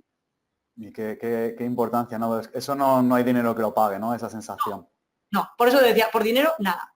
Por dinero, nada. De hecho, con los libros he tenido ofertas de comprarlos y de tal, pues de varios sitios, y es un no, porque queremos que se mantenga el espíritu de los libros, lo que hay dentro, el contenido, que no se manipulen o en un momento determinado se perviertan, ¿no? Si por dinero y por estas cuestiones al final hay gente que no los respeta, ¿no? Y no digo que los que lo querían hacer no lo fueran a respetar, pero nosotros queremos tenerlo, los que estamos en este proyecto, queremos tenerlo bajo control y esto no es por dinero. Exacto. Te voy a poner un poco entre la espada y la pared, ¿vale? Hemos estado hablando de educación financiera y bueno, y todos sabemos, por desgracia, que el actual sistema educativo pues no llega a cubrir esa necesidad que realmente tenemos, ¿no? Entonces, la pregunta es, imaginemos que tú eres la presidenta del gobierno y que tienes el poder de hacer cambiar las cosas. ¿Qué cambiarías en el sistema educativo actual en cuanto a pues, temas como el que nos estamos tratando ahora, ¿no? En cuanto a la enseñanza sobre educación financiera y la enseñanza en general? Bueno, lo primero que tenemos que decir es que como con esta forma de pensar que yo tengo, para mí no sería un instrumento de manipular a los niños, porque ya sabéis que la educación la han utilizado todas las ideologías de la historia y es lo que buscan, por eso es tan conflictivo, para adoctrinar y dirigir a los niños, ¿vale? De tal manera que ya saben que eso al final tiene un poder enorme para aquellos que quieren someter a los ciudadanos a sus intereses y no dejarles el libre albedrío. Vamos a partir de esto, que realmente es el punto decisivo en la educación, y es dejar el libre albedrío de las personas. Ahí evitamos manipular los textos, evitamos manipular la historia, evitamos dar interpretaciones sesgadas y políticamente interesadas. Esto es lo que yo haría. Por tanto, con esas premisas, por tanto, ¿qué haría en nuestro país, que tenemos un régimen muy determinado de competencia cedida a las comunidades autónomas? Una de dos, si las comunidades autónomas hacen esto de forma responsable, les dejaría. Si no lo hacen de forma responsable y se constata y se ve y se genera polémica y se adoctrina y se hace no sé cuánto, les quitaría automáticamente la competencia, pero así, sin contemplaciones de ningún tipo, porque no saben ejercer un derecho libremente que no dañe a los ciudadanos, es decir, una competencia que libremente les hemos cedido el pueblo como pueblo, porque al final la Cámara de Representantes somos el pueblo. Si algo que cedemos el pueblo a una comunidad autónoma de nuestro país no sabe hacerlo correctamente, le quitamos la competencia y lo hacemos correctamente. Los que lo hagan correctamente les dejamos. Y si la gran mayoría no lo hacen, pues quitamos la competencia y la ponemos a nivel estatal. Y lo haríamos, como digo, con estas premisas, porque al final lo fundamental son las premisas. Y haríamos que los profesores trabajen libremente, prohibiríamos que se adoctrine en los colegios, exigiríamos que los profesores estén muy formados, les daríamos todos los instrumentos y herramientas que necesitarían. Sería donde más recursos, dentro de los presupuestos generales del Estado, sería de los que más recursos recibirían, ¿sabes? ¿Por qué? Pues porque al final la formación de un país es decisiva en esto, en investigación y desarrollo. ¿Cómo va a salir una sociedad adelante, producir y ser inteligente si no haces esto como te estoy contando? Primero, insisto, que no sea un arma ideológica, sino que se fomente el libre albedrío de las personas, que se exija a los profesores una formación y que hagan las cosas de esta manera. Y como digo, bueno, pues participando los padres, los niños y siendo muy responsables. Y desde luego la meritocracia. Esto de todos igual y que no se frustre nadie suspendiendo, eso no es la vida real. En la vida real te suspende la vida real. Y te suspende porque quiebras. Y te suspende porque te mueres, y te suspende porque quiebras a los demás, y dañas económicamente a los demás. La vida no es encefalograma plano. En la vida hay meritocracia. Esto funciona así. Una educación que no tiene la meritocracia y la falta de imposición y de adoctrinamiento no va a ser buena nunca. Y esto es lo que yo haría, David, en líneas generales, y luego lo llevaría en concreto porque luego ya es muy fácil. Si lo difícil es hacer esto que te estoy diciendo, ¿no? Y poner en práctica esto y no hacer justo todo lo contrario como están haciendo muchos, desafortunadamente, para nuestro país. Poco más se puede añadir, ¿no? A mí lo que me parece curioso, ¿no? Es lo que dices tú de la meritocracia, ¿no? Todo el mundo quiere ser igual que el otro y yo quiero vivir en una sociedad en la que haya igualdad de condiciones y en igualdad de oportunidades. Pero si yo dedico 4 horas al día a leer y a estudiar, ¿por qué voy a ser yo igual que tú que te vas al bar o que te pones a ver el fútbol por la noche? Eso no sería justo tampoco. O que te pones en los videojuegos y te pasas todo el día en videojuegos. Eso no sería justo, ¿no? No habría la misma, no habría el mismo derecho de oportunidad para mí y para ti, ¿no? No hay justicia social en eso. No hay justicia social. Lo otro es engañar a la gente, demagogia y lo que queramos llamarle, e intereses ocultos desde el punto de vista político. La meritocracia es justicia social. Yo estoy contigo. Hemos comentado antes que has liderado varios proyectos de intercambio comercial y relaciones públicas entre Estados Unidos y España. Siempre se dice que los países latinos, y entre los que se incluye España, pues el nivel de educación financiera es bastante bajo. ¿Cuál es para ti el nivel de educación financiera que hay en este país? ¿Y qué diferencias, tú que puedes hablar por experiencia, qué diferencias crees que existen entre un país como Estados Unidos y España en esos asuntos? Bueno, mira, en Estados Unidos hay una cosa, siempre se ha dicho, Estados Unidos es muy distinto a Europa. Somos por la historia, por la cultura y por todo. De hecho, somos muy, muy, muy, muy distintos. Cuando se habla del capitalismo feroz y degradante para las personas y para los seres humanos, ese en nuestro país prácticamente no existe. Por eso yo no entiendo aquí los ataques. En Estados Unidos sí existe, todo es muy grande. Además, allí hay una cultura en la que, desde el punto de vista de los valores, habría que mejorarla mucho, porque todo es por dinero, todo es dinero, todo vale en general. No digo que toda la sociedad lo haga, pero muchos lo hacen, ¿vale? Y no hay tantos conocimientos como creemos. Hay mucha voluntad de conseguir el dinero a toda costa. Y esto les hace ser muy buenos en muchas cosas. Primero porque son muy grandes, porque tienen recursos y porque han sabido hacerlo muy bien, ¿vale? pero ellos también están llevando a sus colegios y están llevando la educación financiera y demás porque saben que no es perfecta y que tienen también mucho que mejorar. Por tanto, en esto estamos todos igualados, aquí sí que estamos todos igualados, todos tenemos mucho que mejorar y Estados Unidos en concreto, en la parte de los valores relacionados con el dinero y con cómo conseguirlo, y eso lo saben ellos, igual que porque es una sociedad muy dura, muy competitiva y en la que prácticamente vale todo. Y esa doble moral que tienen en muchas cosas, que luego tú les preguntarías y les dirías que no valen, pero si se tienen que poner a hacerlo, no tienen un clic que les frena a la gran mayoría de ellos, ¿de acuerdo? Y esto yo lo he vivido y lo he sufrido, y de hecho es lo que a mí me ha rechazado del mercado americano cuando he tenido las propuestas de estar en Estados Unidos, ¿no? Y aquí hablo por experiencia personal, de mi experiencia con ellos. Luego son muy buenos trabajando, van a la eficiencia y a mí eso me encanta, yo con eso me entiendo muy bien con los americanos. Yo no voy al compadreo, me puedes caer bien o me puedes caer mal, no importa, pero si tú cumples y yo cumplo en el proyecto que tenemos y las tareas que nos hemos repartido las hacemos y sacamos el proyecto adelante, nos vamos a llevar muy bien. A mí esa parte me encanta y eso yo veía que lo admiraban mucho de mí los americanos. Yo luego no tengo por qué salirme a tomar una copa ni con la persona con la que estoy, no, puedes no caerme bien, si no importa, pero mientras hagamos el trabajo juntos, seamos eficaces y hagamos que el PIB crezca y que la economía crezca, pero no a costa de cualquier cosa, vayamos adelante. Y yo en esa parte me llevo muy bien con ellos y son admirables en esa parte, ¿vale? En la otra no lo son, porque han pasado una barrera hacia allá. Por eso, luego lo bueno que tienen es que ellos mismos caen en sus crisis y se recuperan muy rápido. A nosotros todo nos cuesta más. Pero por eso aquí se confunde y nos hablan de demagogia y de historias y de palabras como el capitalismo, no sé qué, no sé cuánto, cuando en nuestro país no existe si lo comparamos con Estados Unidos o si lo comparas con una parte, por ejemplo, de México o de grandes países, ¿vale? Por tanto, en líneas generales, todos los países tienen mucho interés en mejorar su educación económica y financiera. La parte de valores también es fundamental y a mí esto me satisface mucho porque aquí es donde vamos a mejorar todos mucho, con las familias no cometiendo errores financieros graves que luego se llevan por delante a las sociedades. David, no sé si con esto te he contestado más o menos a lo que querías que te dijese. Sí, creo que ha quedado bastante claro. Al final, un poco por concretar, ¿no? Que al final todos necesitamos más cultura financiera en los colegios y que ellos tienen unos valores que igual nosotros tenemos más valores, pero en cuanto al respecto del dinero y cómo conseguir el dinero y poner el dinero por encima de todo, ¿no? Entonces, bueno, pues algo bueno teníamos que tener, ¿no? No podíamos... Pero tenemos que copiar de ellos la forma de trabajar siendo más eficiente. Exacto, y centrándonos en trabajar y producir, no en estar todo el día mendigando al Estado y a quien sea. Es decir, tenemos que convertirnos en productores, no en mendigos, porque aquí somos más mendigos que productores. Allí son más productores que mendigos, pero nosotros podemos encontrar el punto de equilibrio. Esto, María Jesús, va un poco con lo que comentabas antes de la responsabilidad, ¿no? El dejar de abrazar la cultura del subsidio y el tomar responsabilidad y saber que la gran mayoría de las cosas que nos suceden, tanto nuestros ingresos como prácticamente toda nuestra vida, es responsabilidad nuestra. No podemos quejarnos siempre del político de turno, de mis padres lo que me hicieron hace 20 años y de lo que me pasó en la escuela, cuando realmente soy yo el que con mis decisiones y con mis acciones decide mi futuro. Así es, lo que decías hace un momento. O sea, es decir, vivimos en un país en el que la libertad de oportunidades es la misma para todos.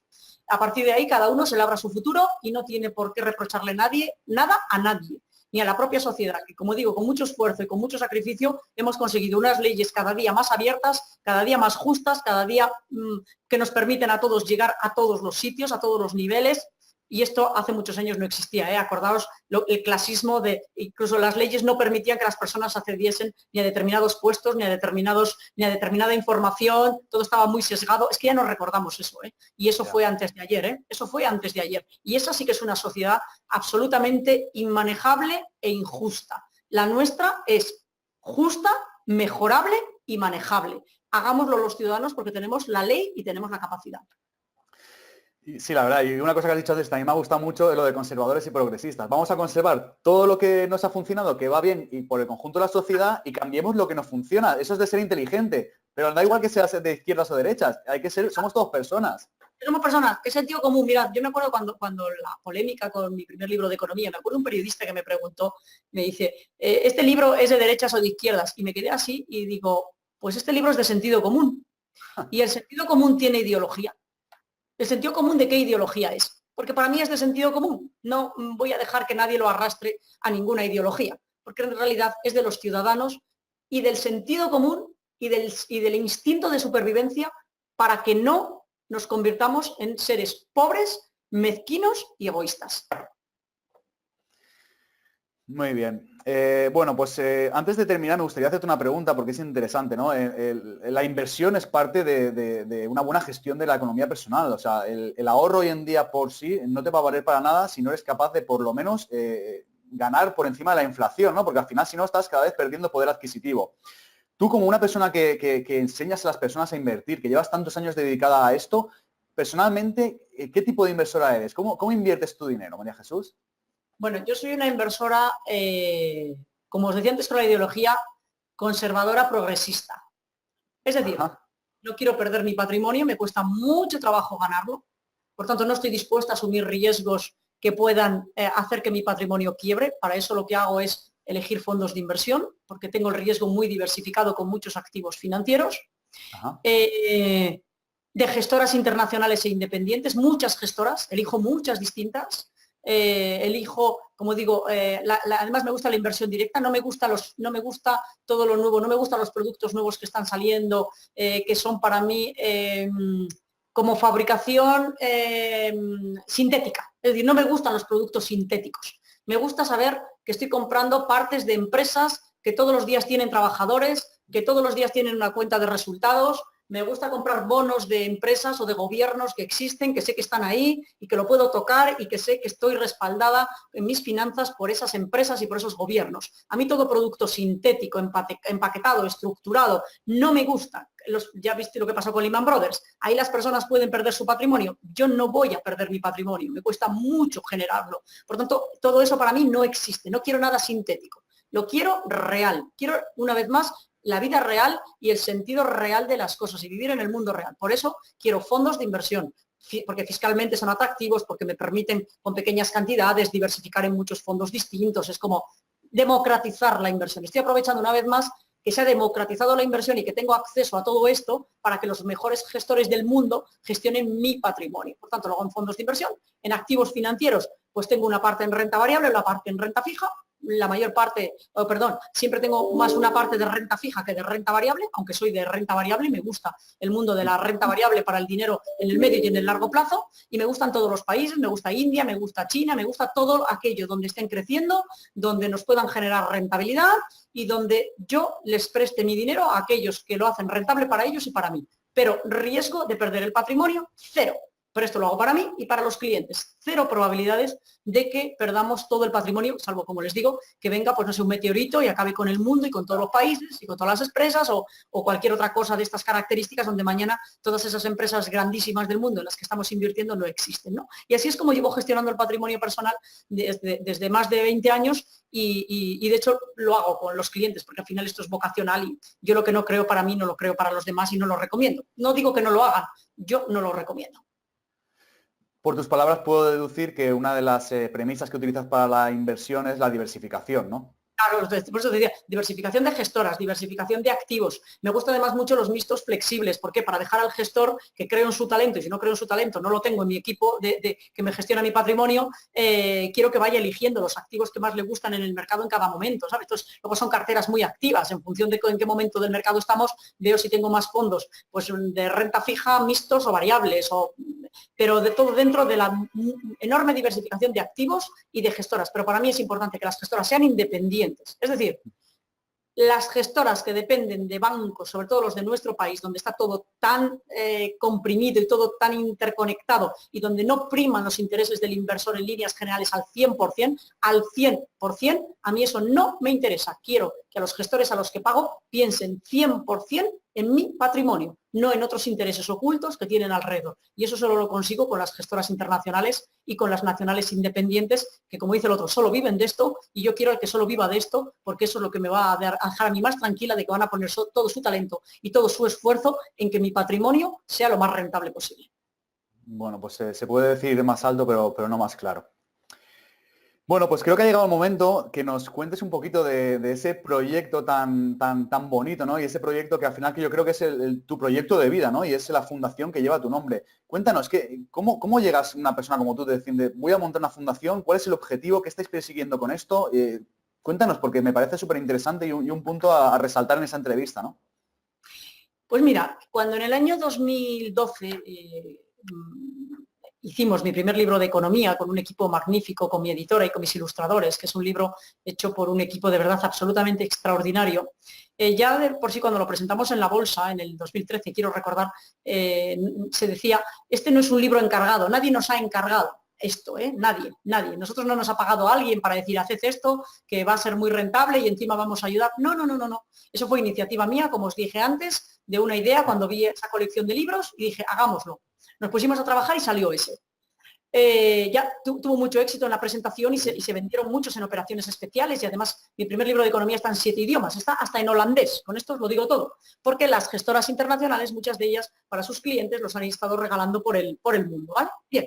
Entonces, cuando nace así, yo ya tenía en la cabeza otros 2 libros para completarlo, pero pensé que podía haber alguna, pues la propia editorial o alguna organización que se encargase de llevar esto adelante, que habíamos creado algo muy potente, muy necesario y que alguien pondría sus recursos y su esfuerzo y su trabajo para hacerlo. Pero resultó que esto no fue así.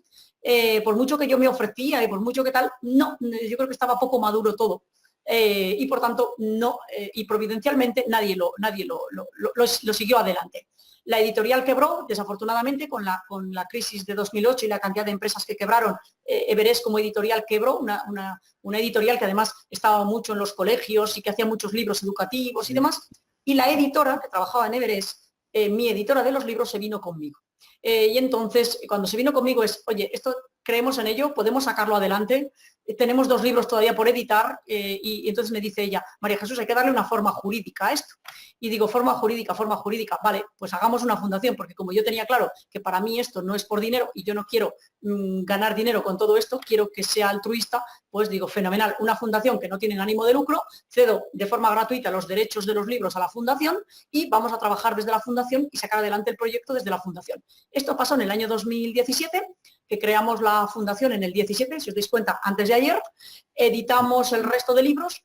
Yo le presenté al consejero de Educación de Castilla y León, porque Castilla y León sabéis que es una de las comunidades autónomas, de hecho es la mejor valorada en PISA el año pasado, en el último informe PISA, y no de economía, sino en general, es de las más valoradas y en temas de innovación es muy, muy potente en nuestro país. A mí me lo han demostrado. Cuando yo se lo presento al consejero, el consejero se lo pasa al equipo de innovación y además es que en la legislación de Castilla y León hay está aprobado que de forma obligatoria todos los profesores, desde cualquier edad y desde cualquier asignatura y de forma transversal, tienen que hacer con los niños alguna actividad que implique asuntos de economía, finanzas o emprendimiento. Fijaos lo que os estoy diciendo, ¿eh? Todos los profesores de Castilla y León tienen obligación de hacer eso. El problema es que no tienen materiales, el problema es que están muy agobiados, el problema es que tienen muchas cosas y que no les era fácil hacer esto. Entonces yo le llegué al consejero y le dije, consejero, creo que con este proyecto podemos ayudar en todo esto como uno más de los que hay en la comunidad y que están haciendo lo que pueden con ello, pero no les llegan a todas las asignaturas y, digamos, se puede mejorar lo que se estaba haciendo. Al consejero le entusiasmó y nos pasó con su equipo de innovación y con un equipo de profesores y empezamos a trabajarlo entre todos en el año 2017. Lo implementamos en las 9 provincias de la Comunidad Autónoma de Castilla y León, entre los profesores haciendo las actividades, probándolo con los niños, elaborando en una palabra una herramienta que no existe en ningún sitio del mundo porque la hemos creado nosotros bajo educacionfinancierabásica.com y bueno, pues ahora estamos trabajando con todo eso para llevar a través de educacionfinancierabásica.com los libros, el contenido de los libros en distintos formatos, con vídeos, de hecho ya los libros ya los tenemos en ebooks también, ¿sabes? Que los vamos a poner también en el mercado en cualquier momento. Por tanto, como digo, este es el proyecto para llevar nuestra forma de entender la economía y las finanzas con independencia, por eso quise crear una fundación también y ahora por eso no quiero, una vez que ya estamos en este punto, yo ya no quiero perder eso que nos ha caracterizado, ¿no? Y dado que no se lo quedó nadie el proyecto en ningún momento, sino que tuve que poner patrimonio personal y pedirle a algunas gestoras y amigos míos que ayudasen por su responsabilidad social corporativa con la educación financiera, pero respetando los valores de independencia. Ellos no intervienen, no entran, comparten todo lo que hacemos, porque ese es el requisito fundamental para que nosotros estemos, que se comparta 100% y que nos dejen libremente comunicar los conceptos y los valores, bueno, pues conseguimos sacarlo adelante. Y bueno, pues ahí estamos, como te digo, ya por Latinoamérica, con varios colegios en México utilizándolo y poniéndolo en práctica, los libros, la herramienta de educación financiera básica, de Internet y bueno, pues en ello estamos, dando soporte a a asociaciones que organizan cursos, dando soporte a otros proyectos que necesitan materiales para que lleguen a sus públicos, y ahí estamos trabajando con varios proyectos de educación financiera que, como digo, nosotros tenemos los materiales para compartirlos con ellos y que ellos los puedan utilizar en sus propios proyectos, y ahí estamos muy ilusionados porque, bueno, pues ahora ya se nos conoce más, se valora más, se nos apunta más gente a ayudarnos para hacer talleres en los colegios, para pedirnos cosas, para que organicemos charlas. De hecho, a primeros de febrero me voy a Tenerife porque estamos trabajando con el Cabildo de Tenerife porque se va a implementar allí también. Estoy hablando con el consejero del Cabildo y con una revista de allí, y bueno, y en Uruguay, en Chile estamos entrando en el sistema educativo, pues todo esto, David, es lo que estamos haciendo. Y como digo, yo en mis ratos libres, mi equipo de la fundación son los que hacen todo el trabajo de marketing, y Raquel, que es nuestra editora, que es un lujo para nosotros y realmente el alma mater ejecutivo de la fundación, y bueno, pues ahí estamos muy, muy contentos y trabajando mucho con esa libertad que nos caracteriza y que es la base de todo lo que hacemos y lo que recomendamos a la gente, ¿no? Pues como digo en el tercer libro, que se informen, que reflexionen y que decidan. Pero infórmese usted, párese a reflexionar y decida libremente. Eso somos nosotros en todo lo que representa la economía, las finanzas y el emprendimiento. Escuchando tus palabras, no sé, no apostaría que tengas mucho tiempo libre, pero No. por todo lo que tienes entre manos, ¿no? Pero te quería preguntar una pregunta personal. ¿Tú crees que, porque por lo que parece, ¿no? Ya parece como que se está gestando un pequeño cambio, ¿no? Si, como tú bien dices, cada vez hay más gente un poquito más con una preocupación mayor, ¿no? Porque este tipo de conocimiento llegue a nuestros pequeños. ¿Tú eres optimista con que vamos de cara a una sociedad mejor en este tema de la educación financiera? No tengo ninguna duda, en todo. No tengo ninguna duda, David. No la tengo, ¿eh? Y yo soy una persona que me he caracterizado y los que me conocen lo saben bien por mi trayectoria profesional, soy muy realista, yo vivo con los pies en la tierra todo el tiempo. Al mismo tiempo soy una idealista, creo que todo es mejorable, pero con el trabajo, el esfuerzo, la esperanza y la ilusión, sin dejar que nos machaque la realidad, por cruda que sea, como es ahora mismo. Pero una sociedad solo sale adelante cuando llega al punto crítico en el que estamos nosotros. Y sobre todo porque ha salido todo arriba. Es como una enfermedad, ya ha brotado todo. Pues si brota y no nos gusta socialmente. El problema era hace 20 años, cuando todo esto que hoy es denigrante y que nos gusta que esté en los tribunales y que se denuncie. Cuando yo empecé en esto, hace 25 o 30 años, David, era el Vox Populi, es decir, era lo que se hacía, pero tenía el consentimiento social, es decir, estaba socialmente bien visto el medrar, el robar, los sobres, que es así, que se sabía. ¿Por qué no se denunció antes? La corrupción llega a los niveles a que ha llegado en España por la complicidad de aquellos que, aunque no sean corruptos, cuando descubren a un corrupto no lo llevan a los tribunales, no lo ponen delante de la justicia, no lo denuncian. Por eso llegamos, y eso es un problema social, y en la corrupción estaba socialmente aceptada. Ahora hemos llegado a un punto en el que ya no. Ahí es donde empiezas a rejuvenecer y donde empiezas a regenerarlo todo. Pero esto no significa que todo el mundo se salve. Va a caer mucha gente en todo esto, porque no está preparada para estos cambios tan drásticos, ¿vale? Y donde va a suponer muchísimo esfuerzo, porque hay mucha gente que está en contra, hay muchos intereses ocultos a los que no les interesa que determinadas cosas cambien, pero la sociedad lo quiere. Yo lo he visto con la polémica que se ha generado con nosotros, los apoyos, los comentarios. Esto es imparable ya, yo no tengo ninguna duda, esto es imparable y va para mejor. El problema es que los frutos los veremos dentro de 20 años, es decir, vamos a tener que trabajar los próximos 20 años muy duro, todos los que creemos en esto, para luchar contra los que no creen, apartarnos a un lado y que nos dejen en paz y que no nos distraigan para seguir trabajando. Este es el éxito de este proyecto y ya es una demanda social que, como todas las demandas sociales que tienen sentido y que ayudan a mejorar una sociedad, no lo va a parar nadie. No tengo ninguna duda, David, pero insisto, no todo el mundo se va a salvar, ¿eh? Todos, se salvarán todos los que lo hagan bien, los que estén dispuestos a cambiar sus vidas, los que estén dispuestos a sacrificar y estén dispuestos a hacer lo que haga falta, sacrificando con mucho sacrificio y con mucho esfuerzo para ir por el camino de nuestros abuelos. Trabajo, trabajo y trabajo. Y del trabajo en todo. La familia requiere trabajo. Las relaciones personales hay que trabajárselas. Generar los recursos hay que trabajárselos. Mantener los recursos hay que trabajárselos. Y eso requiere, pues, de que sepamos gestionar el tiempo. Te lo decía antes, ¿vale? Porque si dedicas un montón de horas a cualquier cosa, sea la que sea, pero te olvidas de las demás cosas importantes de tu vida, lo estás haciendo mal. Y si ya no te cuento nada, si dedicas la mayor parte de tu día a jugar y a perder el tiempo. Pues, chico, está bien distraerse un poco porque tan malo es el que trabaja de forma compulsiva y es un enfermo del trabajo como el que está todo el día jugando o de ocio A ver, por favor, como decía Aristóteles, y a mí me encantan los filósofos, nada en demasía, por favor, un equilibrio en la vida, un equilibrio de todo y nada de fanatismos, por favor, equilibrio y nada de fanatismos, por favor, esto es lo que nos hace falta, David. María Jesús, no quería llegar a esta pregunta o ponerte entre la espada y la pared, pero bueno, lo has comentado tú, entonces me voy a tomar la libertad, ¿no? ¿Qué piensas de la polémica que se creó con tu libro, ¿no? Bueno, pues que no tiene mucho sentido. Yo no he entendido esa polémica nunca.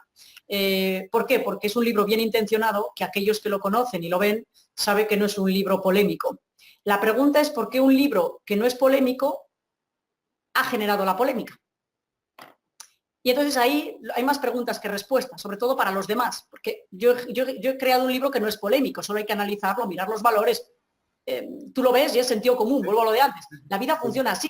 Yo no le estoy diciendo a nadie que haga nada que no se está haciendo en la vida y que además es libre para hacerlo o dejarlo de hacer. Por tanto, no tiene adoctrinamiento, está lleno de valores, está lleno de sentido común, de buena intención, no tiene intenciones ocultas, porque algo así ni del libro ni de su autora, porque todos los que me conocen lo saben. O sea, es decir, yo no tengo ni intenciones ni políticas ni económicas, no las hay, no hay más que ayudar al prójimo y poner de mis recursos, ganados con mucho esfuerzo personal, a disposición de los demás. Esto es lo que hay. ¿Por qué algo así genera polémica? Yo no lo puedo entender. Luego, la pregunta que hay que hacerse a los que generan la polémica, ¿por qué generan la polémica? ¿Vale? Y además, realmente, porque luego yo he oído comentarios que salen por aquí, por allá y por el otro lado, porque realmente para no contar la verdad a lo mejor en un momento determinado. Y a partir de ahí, yo lo que le digo a la gente es, conoce el libro, mira lo que dijeron y llega a tus propias conclusiones, porque al final lo importante es que cada persona se haga la pregunta a sí misma. ¿Por qué un libro que no es polémico, una persona que no es polémica en lo que hace, que no hay malas intenciones y que no hay intención de dañar a los demás, ¿por qué genera polémica por algunos diciendo que daña a terceros? ¿A quién daña?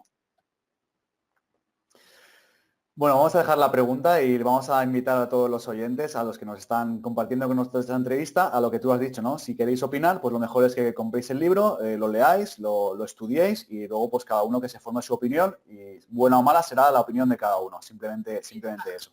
Exacto. ¿Cómo y dónde te ves en 5 años, María Jesús? En 5 años... 5, 10, en un futuro cercano. Yo soy más de largo plazo, ¿eh? Yo ya tengo 52 ahora, ya tengo ya todas mis prioridades en mi vida ya puestas, que es seguir ayudando a mis clientes, a mis amigos con mi trabajo profesional, seguir ayudando a la fundación y liderando ese proyecto de educación económica y financiera básica en nuestro país, en Latinoamérica y donde me lo pidan, porque creo definitivamente que eso es lo que va a hacer que esta sociedad y este mundo en el que vivimos, para los que lo quieran como nosotros lo vemos, va a ser mejor dentro de 20 años. Ajá.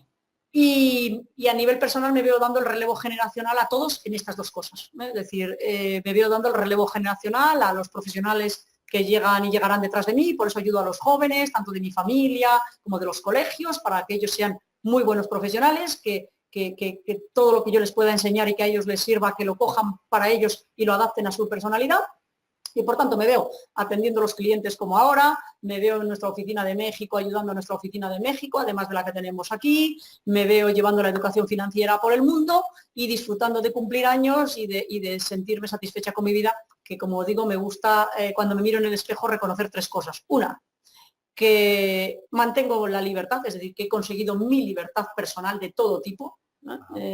Y además la ejerzo con una enorme responsabilidad. Por tanto, y eso es lo que voy a seguir haciendo, manteniendo mi libertad y ejercerla con responsabilidad para ayudar a los demás. 2, sigo siendo una idealista, creo que esto es mejorable, a mí no hay quien me queme, esto es lo que hay. A mí me gusta decir que mis proyectos y yo somos como el agua, avanzamos y avanzamos, no como el fuego, hay proyectos que son fuego, pero se apagan y desaparecen. A mí me gusta decir, llevo 20 y tantos años, soy como el agua, donde hay un obstáculo, lo saltamos o pedimos que nos ayuden a tirarlo, pero avanzamos. Hay veces que vamos más lento porque tenemos una cuesta arriba, bordeamos. Tenemos un obstáculo, bordeamos. Otras veces vamos cuesta abajo, vamos más rápido. ¿Sabes? Es como, vamos como el agua, avanzamos, avanzamos y avanzamos y lo haremos así, seguiré haciendo eso hasta que Dios me dé salud y, como digo, fortaleciendo los proyectos, sacándolos adelante ayudando a los demás y dando el relevo generacional y disfrutando de ser libre, responsable, idealista y muy agradecida con Dios por encima de todo, con nuestros antepasados que nos han traído hasta aquí con su esfuerzo, su trabajo, su buen hacer o mal hacer, porque somos imperfectos, pero nos han traído hasta aquí todos, y con todas las personas que cada día nos ayudan y nos siguen. Así que esto es lo que espero, David, y así es María Jesús Soto, pero desde que era una niña, porque como me dicen mis compañeros del instituto, uno te ve y eres la misma de siempre. Pues sí, sigo siendo la misma de siempre, igual de guerrera, igual de comprometida, socialmente muy comprometida y muy transparente, muy directa y muy clara. Si me permites que me tome la libertad, de todo lo que has dicho hay algo que pongo en duda, ¿no? Y es que vayas a dar el relevo generacional, ¿no? Porque personas como tú, que parece que funcionáis con un combustible especial, pues es lo único que tengo dudas. Lo demás, la verdad es que no puedo opinar. Eso lo hace la salud y lo hace que un día moriremos. Entonces, Sí. y yo como soy responsable en eso, de hecho lo saben las personas con las que trabajo y las personas que estoy dando el relevo generacional, les doy responsabilidades, les hago que hagan no sé qué cosas, para si mañana no estoy, esto tiene que seguir funcionando, chicos. Si mañana no estoy, esto tiene que seguir funcionando. Los proyectos no se mueren con las personas. Nunca, jamás. Entonces no es un proyecto, es un tema personal. Lo que se muere con nosotros no era un proyecto, era un tema personal nuestro. Y yo tengo muchos proyectos que espero que sigan ahí y por eso yo daré el relevo generacional. Cuando la salud y Dios me lo pidan, David, no tengas ninguna duda. Vale, me tomo nota. Pues María Jesús, hemos llegado al final y la última pregunta que te voy a hacer es la misma que le hago a todos los que pasan por los micrófonos de Samurai Financiero. Has dicho antes, y bueno, me consta que eres una persona que le gusta la lectura, me gustaría que me dijeras, si imaginemos que tu biblioteca se estuviera quemando, ¿qué 3 libros salvarías y por qué? Pueden ser de cualquier temática, no tienen por qué ser de finanzas o de educación financiera. ¿Qué 3 libros salvarías y por qué? 3 me das poco, ¿eh? Me das muy poco. Pero bueno, no tenemos sí, tiempo, se está quemando la librería. se está quemando. Bueno, pero yo a lo mejor hasta consigo llevarme 4 o 5, ¿eh? Bueno, Pero, pues, venga, 4, los que tú me digas. primero, la Biblia, por encima de todo, uno, me llevo mi Biblia, me llevo mis 3 libros, porque es la educación económica y financiera básica. Aunque no hubiera más libros de economía, de finanzas y de macroeconomía, con eso arrancaríamos para ir construyendo todo lo demás, ¿vale? Y luego me llevaría, pues yo estos 4 los tengo claros y a lo mejor alguna novela importante que se hubiese hecho de algún novelista importante. Pero como solo tú me pedías 3 y yo solo te doy 4, me llevo la Biblia y mis 3 libros de economía. Perfecto, pues muy bien. Pues María Jesús, tengo que decir que ha sido un placer conocerte, tenerte aquí con nosotros. Te tengo que decir que esta es tu casa, siempre que quieras venir, eres bienvenida. Si alguna vez quieres hablar de algún proyecto que tengas o de algo que estés a punto de lanzar, pues estos micrófonos, esta es tu casa, lo digo de verdad, de corazón. Me lo he pasado genial, me parece que nos hemos ido casi, va a ser la entrevista más larga, casi creo que llevamos 1 hora y 40 minutos. Se me ha pasado el tiempo volando y de verdad te agradezco el tiempo, que sé que eres una persona pues que estimas mucho tu tiempo y te agradezco el tiempo que nos has dedicado tanto a mí como a la audiencia y de verdad pues te deseo lo mejor y la mayor de las fortunas para cualquiera de tus proyectos. Muchísimas gracias, David. Yo también a vosotros daros la enhorabuena por el proyecto, por llevar todo esto a la gente, que se capilariza de una manera increíble y no somos conscientes de la cantidad de personas a las que podemos ayudar. Así que enhorabuena, también mucha suerte para ti y para tu proyecto y vamos, que esto lo vamos a cambiar para bien entre todos. Pues lo he dicho, muchas gracias y hasta siempre. Hasta siempre, Chao, chao. gracias.